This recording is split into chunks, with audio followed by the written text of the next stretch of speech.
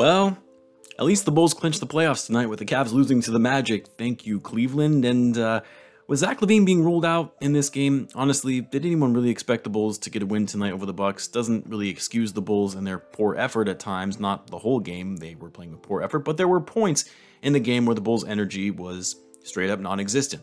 But I was pleased to see that the Bulls at least were hanging around rather than letting the Bucks blow them out by 30 plus points. But yet again, the Bulls lose to another top team in the league. The Bucks complete the sweep of the Bulls, and the Bulls continue their slump leading into the postseason. Also, you probably saw in the title of the video that I have a channel update to share, which I guess really isn't an update in terms of things changing on the channel per se, but the reason I am bringing that up is because I do have an announcement to make that I thought I should finally address with you guys, especially now that the Bulls have clinched the playoffs. But my wife and I are expecting our second child at the end of the month, April 24th to be exact, which not the best timing, especially if the baby comes early since we'll be in the thick of the playoffs. But either way, as much as I love basketball and the Chicago Bulls, my family is my #1 priority. And with a 3-year-old and now a newborn, I'm not going to be able to find time to put in as much work as I would like into the channel. Doing daily videos is going to be damn near impossible. I'll try and stay as active as I can while the Bulls remain in the playoffs, but in the off season, you're likely not going to be seeing much from me. Maybe a video a week, if that. So hopefully the YouTube algorithm doesn't kill my channel by going on a hiatus. Hopefully you guys will still be around by the time I kind of restart things, but either way, I really do appreciate all the support that you guys have shown on the channel over this past year. It really does mean a lot to me. And make sure you're subscribed if you haven't already. That way you'll get notified every time I post a video, regardless of the YouTube algorithm. But anyway, now that we got that out of the way, let's talk about this game. So hours before the game, we learned that Zach Lavine was going to be out of the lineup, which, to be honest, now that the Bulls have clinched the playoffs, they're going to finish with the 5th or 6th seed, but it really doesn't matter where they finish. They're going to be avoiding the play-in. They're going to play one of the top 4 teams in the East, who are all pretty close to each other in the standings, especially spots 2 through 4. And the Bulls are not going to have home court advantage. So that said, resting Lavine, resting DeRozan, even Caruso, who has been having back issues and hasn't looked 100%. Hell, rest Vucevic after the game he had tonight. I mean, these final 3 games, yes, important to win for the team's overall morale, so I wouldn't be mad if by any means the coaching staff did not rest some of the guys, because ultimately I like seeing competitive basketball and I want to see my team win, but I also would get it if they do rest the guys, because these last 3 games aren't going to be all that significant, at least as it relates to playoff seeding. But anyway, so we learned that Zach was going to miss the game. Then we received even worse news shortly thereafter that Lonzo Ball has not been responding well to his rehab and is still experiencing pain and discomfort in that knee, for which he had surgery on to repair that meniscus, and that he's going to likely miss the rest of the season. Billy Donovan did say that they'll be checking in a couple days and make a definitive decision on his status and whether he'll be shut down for the season, but the writing is kind of on the wall at this point. Like, we only have 3 games left in the regular season. The Bulls probably aren't going to get beyond the first round of the playoffs at this point. Is it worth risking his long-term health if he's not fully healthy? I made a video on this a couple weeks back ago saying that I wouldn't be shocked if Lonzo missed the rest of the season. And that, to be honest, his long-term health is a concern, considering he's been injured at some point in every season in his NBA career. So we learned all this before the game. And I made a tweet prior to learning this news that, you know what, F it, I'm calling it, the Bulls are going to win this game. Which I should know by now to never make game predictions like that. And of course, I got it horribly wrong. But as I said, we kind of expected this game to be a loss. Again, I would have hoped for the Bulls to show some more effort. Like, you never want to see your team going into garbage time, especially on a night in which DeMar DeRozan likely would have put up another 50-piece had he played his normal minutes in the 4th quarter. And that was really my biggest issue with this game. Not that DeRozan scored 40 points. That was incredible. No, it was the fact that without Zach Lavine, other guys did not step up when the team really needed them to do so on the offensive end. And I'm mainly talking about Vucevic, because Vucevic was pretty awful tonight. This coming from a guy who is usually a big defender of Vuce. And really, outside of Patrick Williams, who I'll talk about because that was the one silver lining in tonight's loss, but outside of Patrick, the rest of the team did not step up. Guys could not score, they were bricking shots or standing around waiting for DeRozan to create the offense around them.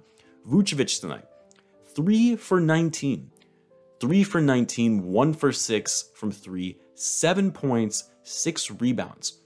It wasn't even that Vucevic's scoring was off, it was also that he wasn't contributing in other ways like cleaning up the glass or playmaking in a game where you know you're going to be the second option on the team, you cannot put up an abysmal performance like that. Now, Vucevic kind of saved himself with that hard foul on Grayson Allen that he made it look kind of nonchalant enough to only cost him a technical foul, but still, this is not how you want to see Vucevic playing going into the playoffs.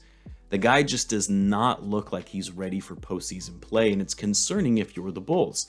Now, as I mentioned, the one positive from this game is that Patrick Williams had his best game of the season and has really gotten better with every passing game, looking more confident. Patrick was the Bulls' second leading scorer in this game behind DeRozan with 18 points on 7 for 9 shooting, even showing off that range, shooting 2 for 4 from deep when the Bulls as a whole were horrendous from behind the arc tonight, going 9 for 33 as a team. But Patrick has looked so much more comfortable, confident, and playing much more physical than he really has in his first few games since coming back, and even in those first few games to start the season before he got injured. It's not even just the scoring, it's the aggression he's showing and grabbing rebounds. 6 rebounds tonight for Patrick. He did a decent enough of a job guarding Giannis, although Giannis really didn't seem to be playing all out like we're used to seeing. The guy didn't even take a single shot attempt in the first quarter and finished the game with 18 points. So yes, Patrick Williams was the one bright spot in tonight's performance. Aside from DeMar, of course, who put up 40 points on 16 for 26 shooting to go along with 6 assists. He struggled a bit with his shot in the first quarter, but turned it around in the second and third quarter and really kept the Bulls in this one, carrying the team and keeping them in the game. But of course, the Bucks were just too much, even for DeRozan's heroics, especially when other guys didn't step up. I mean, the next leading scorer after Patrick was Coby White with 13 off the bench, shooting 5 for 11 and 3 for 7 from 3. It's good to see Coby finally hitting some shots. Hopefully that builds up some confidence for him going into the playoffs. But again, the name of the game with Coby is all about consistency. We've been saying it really ever since he was a rookie. It was also good to see Derrick Jones Jr. finally getting some playing time. I still, for the life of me, cannot figure out why Donovan had him out of the rotation, because he's a solid wing defender that can give you some added scoring. Hopefully we see more of him even when Lavine does come back, because I imagine the only reason he cracked the rotation tonight was because Lavine was out. Also, I don't know what has been going on with Caruso. I've said it before, I know he's suffering from back spasms, but he really just has not looked the same since breaking his wrist. This is the second game in a row in which Caruso started and still didn't score a bucket. He was 0 for 6 tonight, despite getting some clean looks too. Overall, I mean, the Bulls shot pretty poorly. 43% from the field, 27% from 3. They didn't move the ball well, only 22 assists compared to the defending champs who had 32 assists. Also, how are you going to let Brook Lopez put up 28 points on you? Like, the Bucks' big three didn't even have that great of games tonight, especially Drew Holiday, and you still got blown out by 21 points. I don't know, again, kind of expected this was going to be a loss, just not a good look for the Bulls going into the playoffs, and hopefully they can start getting it together before their first matchup. The Bulls would, in fact, play the Bucks based on the current standings. Now the Bulls have fallen to 6th in the East with the Raptors winning their game tonight. But the Celtics, Bucks, and Sixers are all currently tied right now, so it could really be any one of those teams.